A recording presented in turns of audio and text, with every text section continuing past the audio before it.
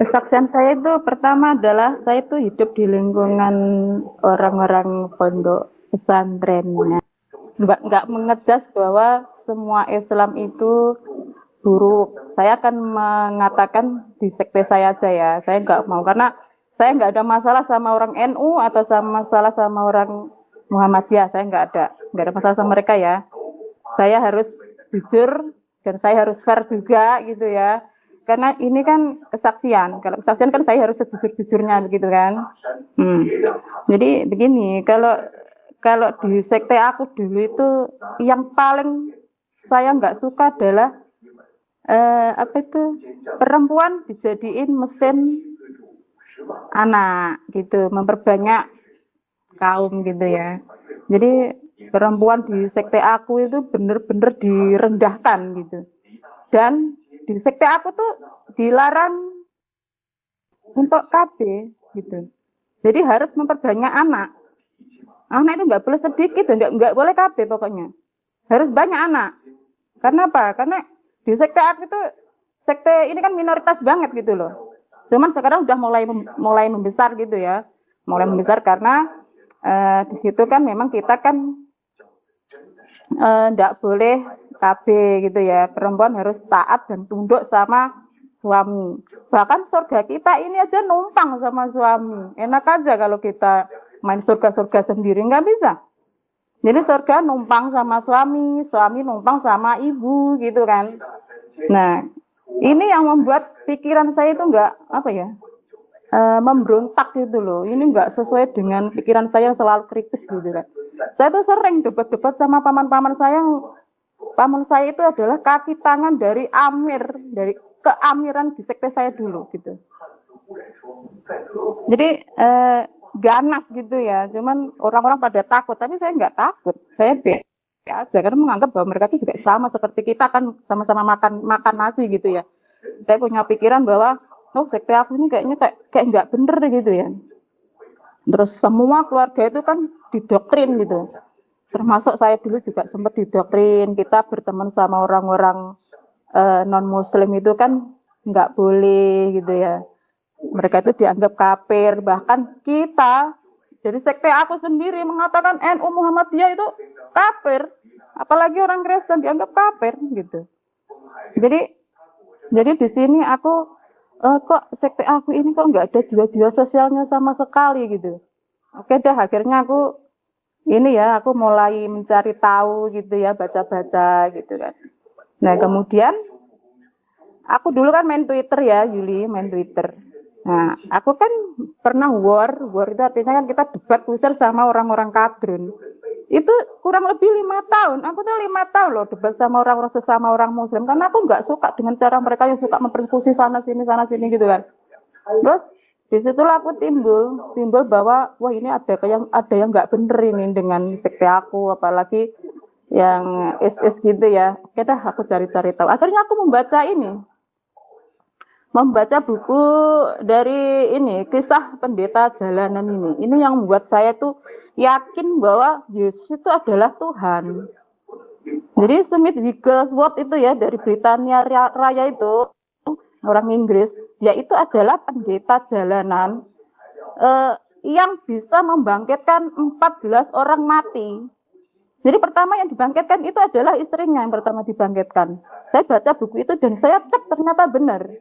Memang didokumentasi sama orang Inggris waktu itu ya, Perang Dunia I kalau nggak salah gitu ya. Saya baca, kemudian saya yakin bahwa, oh iya juga ya, ternyata memang nggak ada manusia manapun di era modern yang bisa membangkitkan orang mati dengan memakai nama Tuhan Yesus. Dan tidak ada ilah-ilah lain. Itu yang membuat saya yakin bahwa Yesus adalah Tuhan. Gitu. Itu ya, yang pertama yang membuat saya yakin bahwa Tuhan Yesus itu adalah Tuhan. Karena dari zamannya Yesus sendiri sampai ke para rasul dan murid-muridnya itu ya. Jadi yang membangkitkan orang mati ini semua itu memakai nama Tuhan Yesus. Itu yang membuat saya percaya. Di agama manapun kalau ada saya akan ikutin. Tapi faktanya sampai detik ini pun saya nggak menemukan di situ. Saya ini kan butuh buku ya, suka membaca-baca saya itu. Udah, itu kesaksian saya ya, yang secara data ilmiah itu ya, Yuli ya. Tapi kalau kemarin saya punya kisah itu ya. Itu waktu saya cuti kemarin bulan 6 di Indonesia itu kan tanggal 13 saya baptis, terus saya balik bulan 7 tanggal 5 itu kan pasien saya ini yang di samping saya ini ya, itu tuh sakit paru-paru, infeksi paru-paru. Itu waktu saya balik ke Indonesia dia tuh ternyata lagi opname gitu. Dia tuh kayak mati suri, anaknya tuh nangis-nangis terus. Kan saya kan 1 bulan cuti full ada di Indonesia itu ya. Terus kemudian saya pulang, saya diajak ke rumah sakit. Saya doain ini nenek ini, saya urapin dia itu ya pakai minyak narwastu yang saya bawa dari bapak pendetaku ya waktu itu. Saya urapin gitu ya. Kemudian saya panggil nenek ini, dia buka matanya, padahal 1 bulan nggak mau buka matanya dia itu. Saya kaget. Saya ngurapin dia itu pakai nama Tuhan Yesus, bukan pakai nama laki-laki lain, bukan. Nama Tuhan Yesus. Dan saya pun melihat dengan mata kepala saya sendiri, anaknya pun kaget. Keluarga bos saya ini kaget semua. Kalau nenek itu bisa membuka matanya lagi, bisa senyum lagi, makannya pun normal. Dan infeksi yang dia sama dokter itu diklaim infeksi paru-paru langsung nggak ada. Itu yang membuat saya semakin yakin di Kristen ini ya bahwa Tuhan Yesus itu memang benar-benar Tuhan. Jadi kalau dibilang Tuhan Yesus itu nabi ya monggo silakan, itu kan terserah mereka gitu ya. Saya nggak peduli gitu. Apapun yang diomong keluarga saya bahwa saya kafir atau apapun. Oh tengisa gue kita tengisa. 咖啡里面有一些硬的就不要。Ya. Itu saya nggak peduli. Bahkan keluarga saya ngatain saya kafir, bodoh amat, saya makan itu nggak minta sama mereka gitu ya. Terus, oke ya, ini kesaksian itu sampai di sini. Ya terus untuk teman-teman yang masih Muslim ya kalian kan sudah tahu ya kan.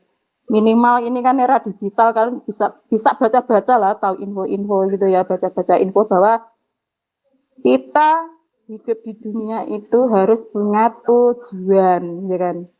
Kalau di agama kita itu kita nggak yakin ternyata ada yang nggak cocok sama hati kita tuh harus tanya loh, harus kritis. Aku pun masuk Kristen kemarin tuh kritis banget Yuli. Nggak mau aku asal masuk itu aku nggak bisa seperti itu. Jadi aku tuh butuh validasi ke beberapa orang. Dan ya puji Tuhan kemarin tuh aku sempat dikenalkan sama evangelis dari Amerika juga, 1 orang gitu ya. Terus dari orang Israel juga ada 1. Sekarang dari mentor aku ya yang di Indonesia ada. Jadi 3 orang ini mementori aku terus gitu. Jadi ngasih aku tuh ini itu ya tentang kekristenan, tentang jemaat mula-mula, gereja mula-mula, semua itu diceritakan, mulai sejarah-sejarah itu semua diceritakan tentang kekristenan gitu ya. Nah itu yang membuat saya semakin yakin bahwa Tuhan itu nggak bisa dibeli dengan uang apapun, dengan apapun pokoknya yang ada. Kemewahan yang ada di dunia ini nggak bisa dan nggak mampu membeli Tuhan Yesus. Itu bagi saya. Dan seandainya nih ya, kalau ada orang nantang saya atau memberi saya tuh uang ribuan triliunan, kalau saya menjual nama Yesus saya nggak akan mau, meskipun itu triliunan. Itu yang membuat saya yakin bahwa Yesus itu benar-benar Tuhan gitu. Karena saya itu orangnya rajin baca Yuli, rajin baca banget saya itu. Nah, untuk teman-teman yang lain, menurut aku kalian nggak perlu takut yang namanya murtad. Kalian itu jangan mau didoktrin sehingga kalian itu menjadi zombie gitu loh. Kalian tuh punya ini masalahnya, punya ini dipakai. Itu menurut saya. Iya, aku harus ngegas dikit sama kalian. Jangan mau didoktrin sama lihat itu kelakuannya, iya kan? Kelakuannya us-us yang ada di luar sana itu kelakuannya kayak gimana? Kalian harus tahu protes. Nah, aku gitu orang.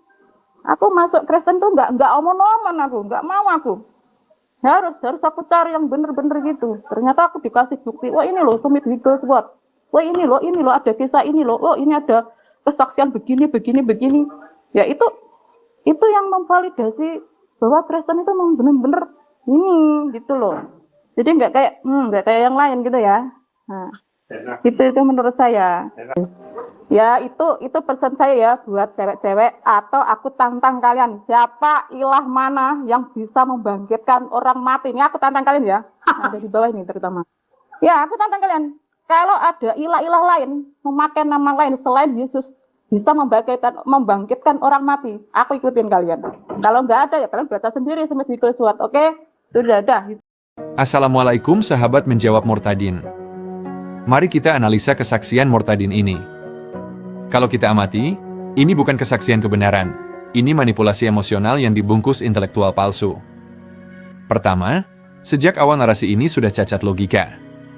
Dia berkali-kali menegaskan, ini bukan menyerang Islam, hanya sekte kecil, tapi seluruh kesimpulan diarahkan untuk mendiskreditkan Islam sebagai sistem kebenaran, lalu mengangkat Kristen sebagai jawaban.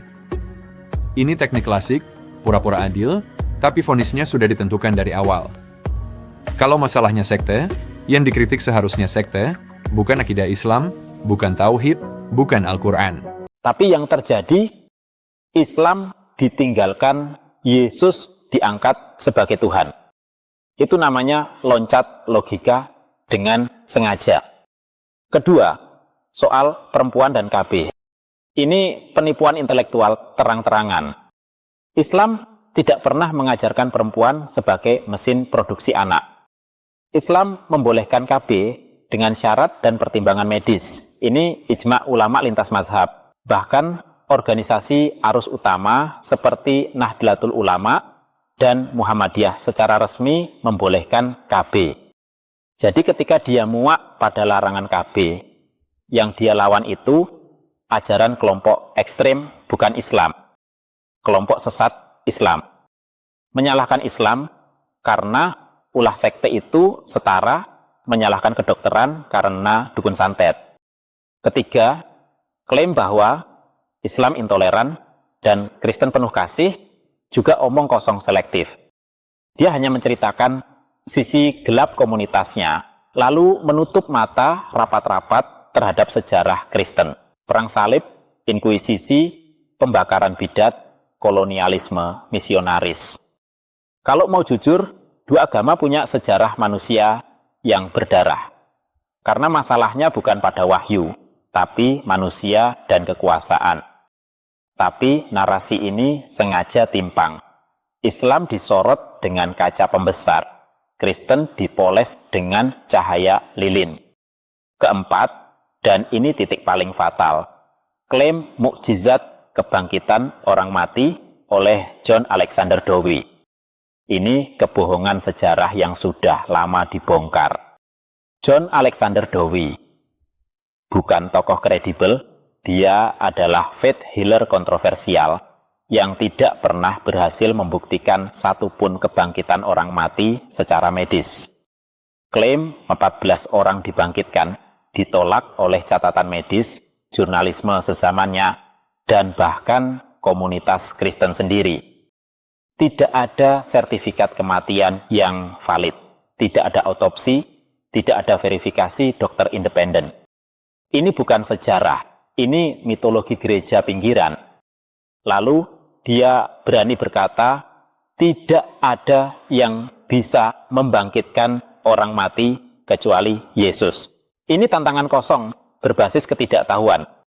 Dalam Islam, Nabi Isa alaihissalam memang menghidupkan orang mati, tapi atas izin Allah, bukan karena dia Tuhan. Bahkan Al-Quran menegaskan mukjizat itu secara eksplisit. Jadi ketika dia pakai mukjizat Isa untuk membuktikan keilahian Yesus, dia menembak kakinya sendiri, mukjizat Tuhan. Kalau logika itu dipakai konsisten, maka Musa Tuhan karena membelah laut, Elia Tuhan karena menurunkan api, dan para rasul juga Tuhan. Tapi Kristen sendiri menolak logika itu, kecuali saat ingin menyerang Islam. Kelima, kesaksian pasien bangkit setelah doa adalah anekdot emosional tanpa bukti medis. Tidak ada rekam medis publik, tidak ada diagnosis final, tidak ada pernyataan dokter tertulis. Dalam dunia sains ini tidak bernilai apa-apa. Kesembuhan spontan salah diagnosis, efek psikologis, semuanya mungkin. Mengubah pengalaman subjektif menjadi bukti keilahian adalah penipuan logika tingkat dasar. Keenam, klaim aku rasional, aku membaca, aku riset, bertolak belakang dengan hasil akhirnya. Orang yang benar-benar rasional tidak menjadikan kesaksian iman sebagai bukti ontologis Tuhan. Dia meninggalkan Islam karena muak pada otoritas manusia, tapi masuk ke Kristen dengan menerima dogma Trinitas tanpa definisi rasional yang konsisten. Ini bukan berpindah dari dogma ke rasio. Ini lari dari satu otoritarianisme ke otoritarianisme lain yang lebih rapi retorikanya. Terakhir, tantangan pamungkasnya, Tuhan mana yang bisa membangkitkan orang mati, adalah tantangan yang salah alamat. Dalam Islam, Allah yang menghidupkan dan mematikan, Isa hanyalah hamba dan rasul. Menuntut Tuhan lain melakukan mukjizat sambil menolak Allah sejak awal. Itu bukan pencarian kebenaran, tapi pembenaran keputusan yang sudah diambil. Kesimpulan kerasnya, satu, ini bukan kisah kemenangan iman atas kegelapan. Ini kisah trauma terhadap sekte, dibalas dengan romantisasi Kristen, dibungkus mukjizat palsu, dan disahkan oleh logika yang bocor di semua sisi. Islam tidak runtuh oleh kesaksian ini. Yang runtuh di sini hanya kejujuran intelektualnya sendiri. Demikian analisis kita pada episode kali ini. Kami selalu mengingatkan bahwa setiap pemirsa berhak menilai sendiri. Karena itu, silakan tonton langsung tayangan asli yang kami kritisi agar Anda dapat menimbang konteksnya secara utuh dan objektif. Jika Anda merasa pembahasan ini bermanfaat, jangan lupa untuk like, subscribe, dan aktifkan lonceng notifikasi agar tidak ketinggalan analisis berikutnya dari channel Menjawab Murtadin. Tinggalkan komentar, masukan, atau pertanyaan Anda di bawah. Kami membuka ruang dialog yang santun dan berbasis argumen. Terima kasih sudah menyimak. Sampai bertemu di tayangan selanjutnya.